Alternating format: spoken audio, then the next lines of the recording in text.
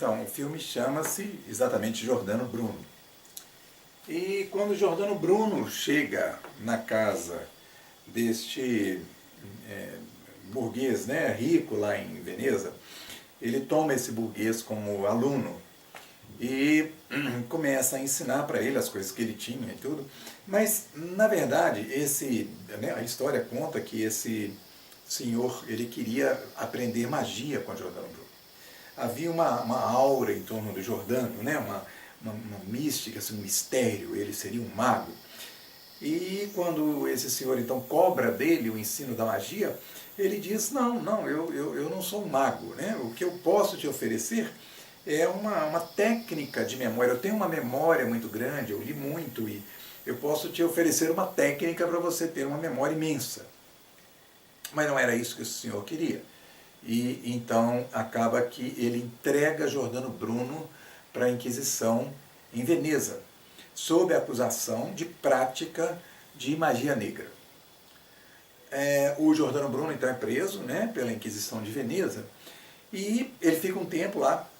Provavelmente, né, ele se saiu bem na história porque a acusação era absurda e não havia muita argumentação para dizer que ele era um mago, né, um bruxo, alguma coisa assim.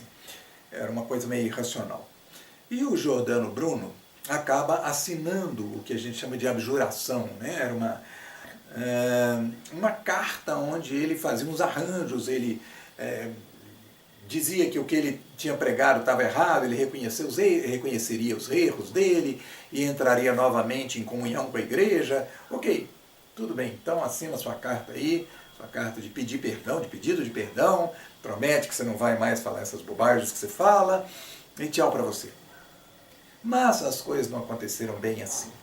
Acontece que em Roma estava se organizando, né, um movimento forte, muito forte, da Contra-Reforma, que dentro da Contra-Reforma era capitaneado pelos jesuítas.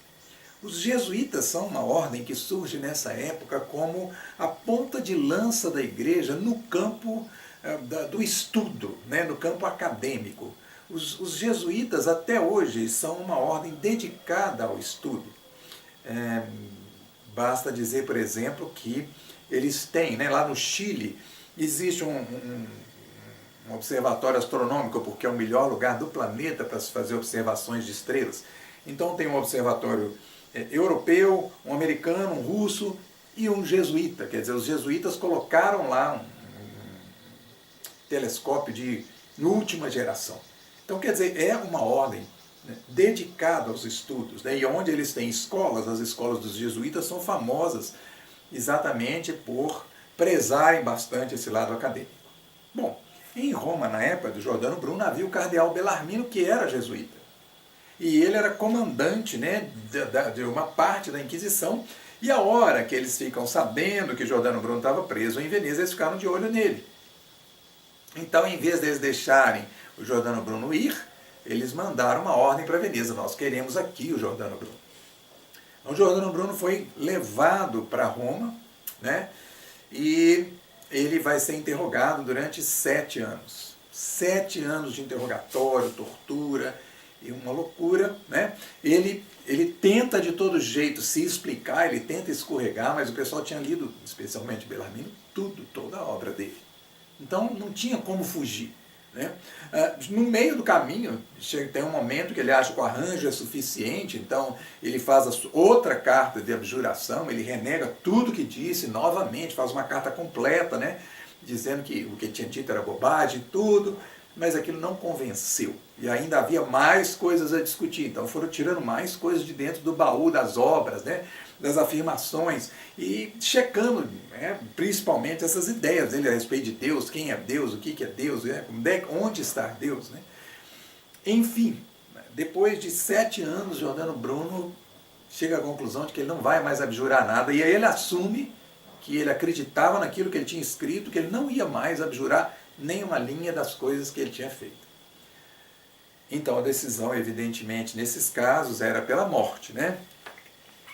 O Bellarmino e a sua turma vão condenar o Giordano Bruno à fogueira, ele vai ser condenado, em 1600 ele é conduzido à Praça do Mercado em Roma, e nessa Praça do Mercado ele é queimado, é feita a fogueira lá do Giordano Bruno. Ele era tão eloquente, quer dizer, a fala dele era tão forte, que os inquisidores mandaram colocar um aparelho de ferro na boca dele, furando a língua dele, de maneira que ele não conseguisse falar nada. Da prisão, no caminho da prisão, até o lugar onde ele foi queimado, até o mercado, porque naquela época, né, essas execuções eram públicas. Né? E é exatamente nesse lugar que ele foi queimado que está essa estátua dele aqui, que é uma homenagem a dele, foi feita pelos maçons, né? Então os maçons, até num desafio à igreja, naquele lugar, que aquele herege, né, ele era tão herege que até hoje a igreja se recusa a mexer na condenação de Giordano Bruno, né, a querer fazer alguma revisão dessa condenação. Então é lá nesse lugar que ele foi queimado que eles colocaram aquela estátua que está lá até hoje no mercado de Roma. Né? Bom, mas, né, apesar da morte de Giordano Bruno, as coisas tinham que caminhar. É muito interessante esse lado. Quer dizer, a força, né, que impulsionava aquela juventude em busca de uma nova explicação do mundo, ela não haveria de parar por causa da morte, do martírio, né, de um deles. Bom, nessa mesma época, né, do que começa-se a retomar a ideia de um mundo heliocêntrico, as questões que tinham sido dirigidas ao Aristarco, lá na época de Alexandria, antes de Cristo, voltaram à tona. Ou seja, se nós vamos abandonar Aristóteles, se o mundo não é, o universo não é como Aristóteles descreve, temos que criar uma nova física, temos que criar um novo mundo, quer dizer, nós temos que dar uma outra explicação para muitos fenômenos, né? Por exemplo, olha, se a Terra se movimenta, por que não percebemos os ventos que resultam desse movimento? Então essa é uma primeira questão, quer dizer, desde a época de Aristarco, e ainda naquela época, lá de 1600, daquela época, tinha essa pergunta, quer dizer, toda vez que a gente percebe um movimento, ou a gente está num cavalo, ou está num navio, ou onde estiver, a gente percebe um vento e o saculejo. Por que a gente não está vendo uma ventania se a Terra está movendo? Por que a Terra não está saculejando?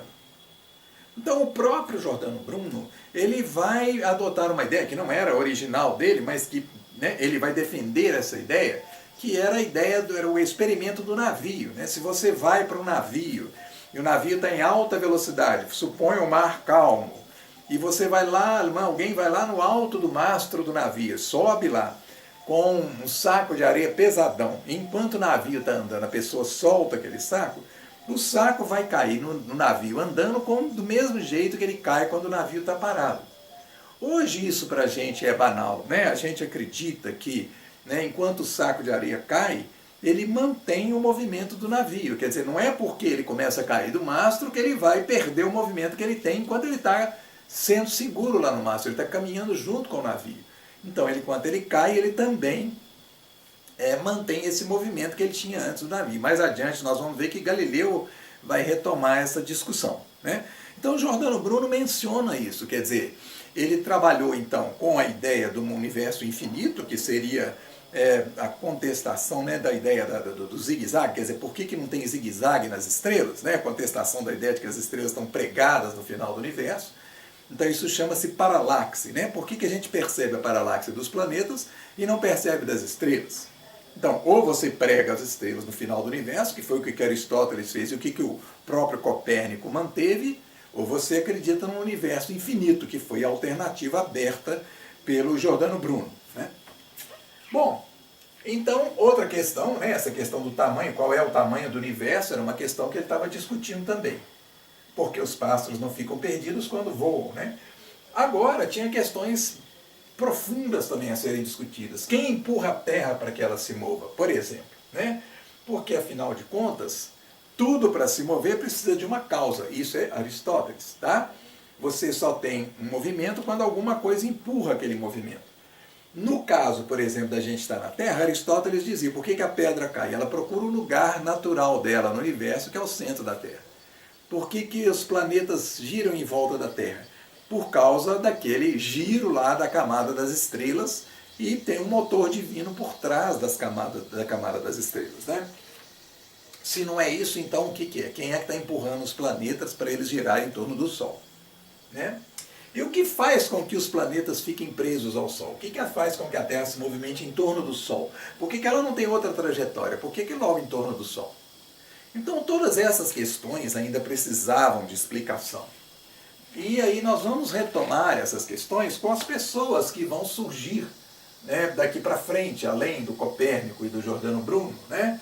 Nós vamos ter agora, né, na mesma época, nós temos o Galileu, o Tycho Brahe e o Kepler. Nós vamos começar do Galileu na próxima aula. Galileu, quando o Giordano Bruno foi queimado, Galileu já tinha 36 anos de idade. Então, quer dizer, do ponto de vista dele, isso deve ter sido um espanto, né? Quer dizer, a igreja estava decidida, inclusive, a levar para a fogueira quem, né, se atrevesse a contestar os dogmas que eles defendiam. E também, né, Galileu era da igreja, ele era italiano, ele estava lá no meio da confusão. Quer dizer, tudo indica que a melhor atitude de Galileu seria ficar calado. E, no entanto, ele levou o trabalho adiante, né, o trabalho da defesa do sistema heliocêntrico. E nós vamos ver que ele passou por problemas sérios e por pouco ele também não foi queimado. O Kepler é alemão, vai viver na mesma época do Galileu, ele é um pouco mais novo que Galileu, e o Tycho Brahe é dinamarquês. Né? Então nós vamos vendo que houve várias pessoas que foram atacando o sistema aristotélico, pessoas que foram defendendo o sistema heliocêntrico, cada um dando a sua contribuição, num momento extremamente complexo da história, um momento extremamente tenso para essas pessoas, mas, né, a determinação dessa juventude que queria mudar o mundo, que queria pensar um mundo diferente, que queria criar uma nova atmosfera acadêmica, um novo jeito de pensar, né, a vida, esse movimento não podia ser parado. Então isso é muito interessante, a gente vai ver daqui para frente o desenvolvimento da nova física, né, até alcançar Newton lá, e a gente vai ver que cada um deu uma contribuiçãozinha e cada um manteve algumas dificuldades ou ainda um jeito de estar preso ao passado que o impedia de chegar a uma conclusão definitiva, que foi o trabalho finalmente do Newton. Então, haveria muitos personagens para falar deles, mas a gente escolheu esses poucos porque eles ilustram bem essa história que a gente está contando, que é a história do início, né, do nascimento da ciência moderna.